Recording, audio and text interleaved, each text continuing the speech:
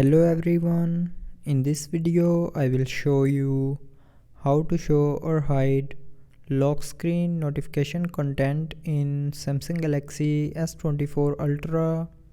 So before starting the video, don't forget to subscribe the channel and also press the bell icon.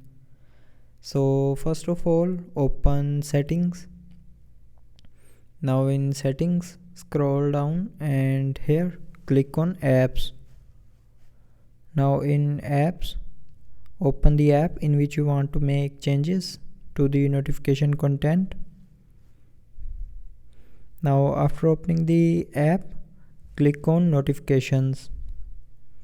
Now here in notifications, click on lock screen notifications, and from here you can show or hide lock screen notification content.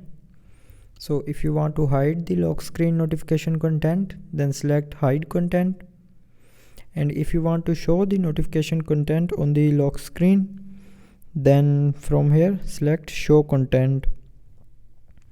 So that's how you can show or hide lock screen notification content in Samsung Galaxy S24 Ultra.